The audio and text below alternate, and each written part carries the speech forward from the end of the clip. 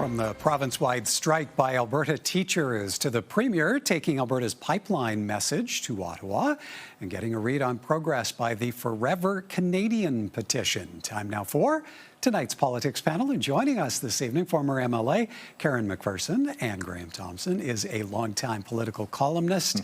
Good evening to you both. And let's begin with the teachers' strike, the largest in our province's history, involving some 51,000 ATA members, affecting more than 700,000 students. Karen, surprised there wasn't an 11th hour deal to avoid this, that Albertans are now having to deal with a teacher's strike?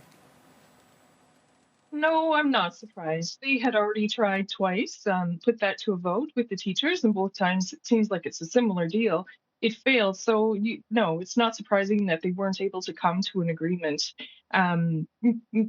There's a lot of animosity there. There's a lot that the teachers want.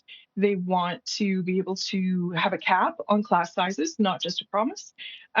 They want more EAs. There's a lot of students with a lot of needs. And of course, the teachers haven't had a raise in 12 years. So they're looking for some money. Inflation has been really hard on everyone, including teachers. So no, I'm not surprised.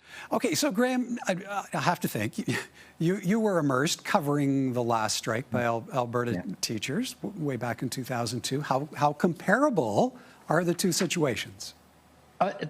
In some ways it's similar, in some ways it's not. It's much bigger this time. Last time around, it was not all the teachers in the province walking out, under the AT umbrella. There was a big portion of them, and there were some similar issues, dealing with class sizes and things like that.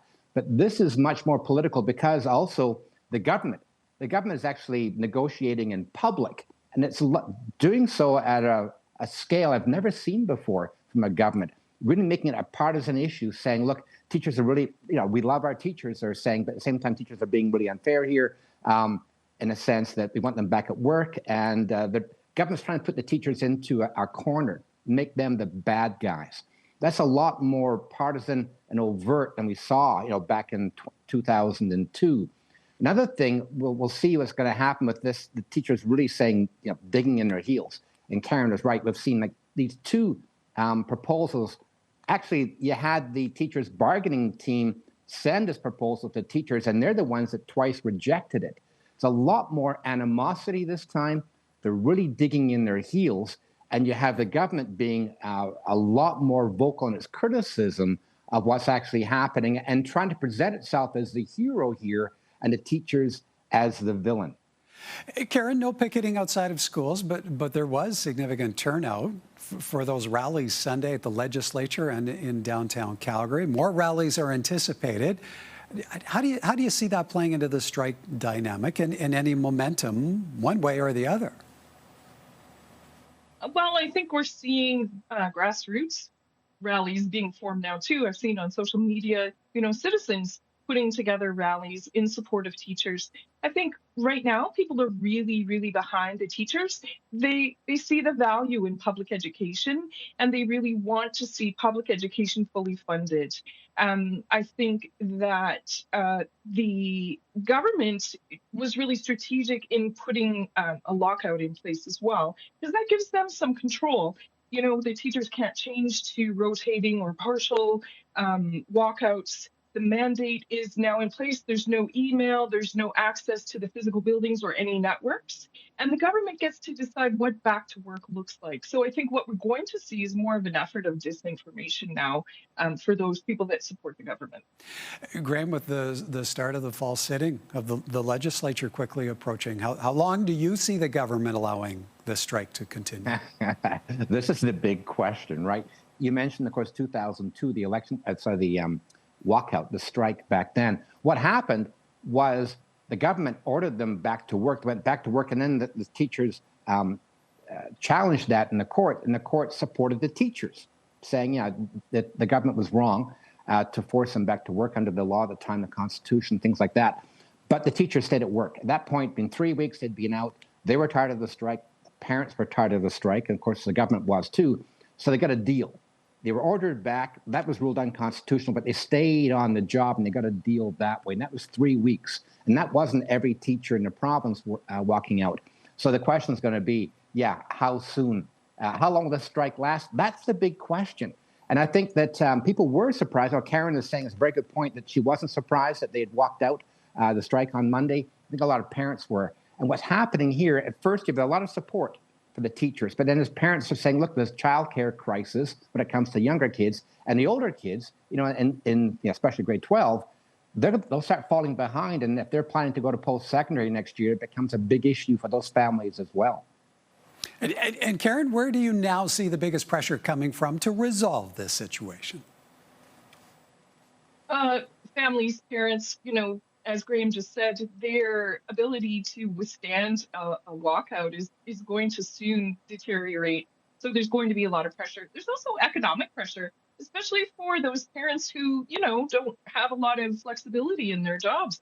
And if they have to attend to their children while they're supposed to be at school instead of working, that's really going to show up quite quickly. As well, teachers aren't getting strike pay. So the economic facet of this is going to really make a big difference, I think, quite soon. All right, time for us to take a bit of a break, but when we come back, the Premier talks pipelines in the nation's capital. More from our politics panel in a moment. Welcome back. The Premier currently on a trip east with stops in Quebec and Ontario, continuing the push for a new pipeline to the West Coast, a proposal BC's Premier is strongly against and has called fictional and political. Here's what Danielle Smith had to say about that in taking questions from the media in Ottawa this morning. Well, I think Premier B's comments are un-Canadian and they're unconstitutional. I think that the Supreme Court has determined that the reason we have a country and have given trade and commerce power and control over ports and interprovincial infrastructure to the federal government is for exactly this reason, so that a parochial premier isn't able to block nation-building projects. The Premier met briefly with Prime Minister Carney late Monday and says Alberta will continue to work with the federal government while calling for an end to federal regulations. Danielle Smith says are deterring private sector investment. Last week, the Alberta government committing $14 million to start early work on a West Coast pipeline proposal. Graham, we'll start with you first this time. And I know you were watching that news conference from Ottawa this morning. The Premier actually met with the PM at the Ottawa airport on Monday just before he jetted off to Washington for his meetings with the U.S. President. What's your takeaway from that quick dialogue, the necessity of even having that meeting? Well, nothing really seemed to come out of it. The big question is she's meeting with Carney again, and she's pushing him, of course, to get towards a pipeline, but nothing came out of it. The questions today, they talked about it, but nothing really changed. The story today, I would say, is that clip you just ran of the premiers attacking David Eby, the Premier of British Columbia. Because he's the one that's saying, wait a minute, he's not really keen on another pipeline. He's pointing to the Trans Mountain pipeline, saying, look, that's not at capacity. Get at a capacity. Then come back and talk to me if you're going to deal with some sort of pipeline companies. But there's a certain irony here. You've got the Premier of Alberta calling the Premier of BC parochial. In many ways, Smith's definition of a parochial premier, which is all focused on Alberta and this, sovereignty within the United Canada, whatever that's supposed to mean, just saying Alberta has sovereignty, well, then doesn't British Columbia have sovereignty? And we've seen in the past, of course, fights between Alberta and British Columbia over pipelines, over the Trans Mountain pipeline in the past. So this is going to be a major problem for Carney as well as Smith trying to push this idea forward. Karen, surprised the degree of rhetoric continuing to go back and forth between Alberta and BC, that it appears to be intensifying such that our premier's taking the dialogue now to the nation's capital? No, not surprising. It hasn't been a warm and fuzzy relationship even when there were two NDP governments in place in those provinces. I think, though, she's pointing at the wrong direction. I don't see her being able to bully BC into putting another pipeline in place. And it really seems out of step with what we're seeing globally. Today, it was announced that there's the most electricity being generated by wind and solar than there's ever been in the history of the world, and that's led by China and India. So I'm not sure that she's really barking up the right tree or what the other agenda behind that is. Graham, what appears to be the drawing of battle lines between Alberta and BC, what kind of pressure, and this maybe picks up on your earlier point, but what kind of pressure does that now put on the Carney government at a time when the PM is actively negotiating with the Trump administration? Yeah, it's a huge problem for Carney, of course. You got Alberta daring him. I wrote a column on this for the Toronto Star, the Smith's news conference, with this $14 million, and we'll push this idea forward for a pipeline west. This puts a lot of pressure on Carney because environmentalists and also Indigenous groups on the west coast of BC are not keen at all, to say the least, on a new pipeline. And so this has got a problem for Carney. This is Smith pushing this idea forward. As partly, her playing to her base, but also because people are saying, okay, fine, you have a really warm relationship right now, it seems, between Carney and Smith. What is Alberta getting out of it? And that's the problem. And Karen makes a really important point here that even if we got a pipeline approved, let's say it's built in 5, 6, 10 years from now, what's the world demand for oil going to be then? What will the U.S. administration be like then? So this is Alberta very much looking at the past, sort of a sense of, we used to build pipelines in the past. Of course, they've got one built thanks to the Liberal government, the Trans Mountain Pipeline expansion. The idea, if we can get more pipelines built, we can somehow solve our problems in Alberta. It's a very simplistic way of looking at things. And the world is moving forward. And the question is Alberta moving forward with ideas to expand the economy? All right. Speaking of moving forward, we'll move forward to one more topic. That is the group petitioning to keep Alberta in Canada and updating its progress. Canadians want to work together. We will always have differences. We always have had differences. But we can resolve those differences as Canadians, and this is one of the ways of doing it. Now, the citizen-led Forever Canadian petition announcing that it, on Friday, that it now has collected more than 250,000 signatures. And if it reaches 300,000 or thereabouts by the end of the month, its question could enter the legislature and potentially make it onto a province-wide referendum. Now, Karen, I think the specific number is 294,000 signatures, and that's by the 28th of this month. What do you make of the degree of progress Thomas Lukaszuk and company have achieved to this point? Considering the number of these stands that I've seen pop up around Calgary, I'm not surprised. A lot of people are so engaged in this. There's a lot of chatter and support online. So the number is not surprising, and I fully expect that they'll be able to accomplish their goal by October 28th. Even with municipal elections in place, I think they've got a lot of momentum, and it's going to keep going. Now, Graham, what kind of idea do you think the Smith government has on the progress of this petition and what it might be weighing as the collection of signatures plays out?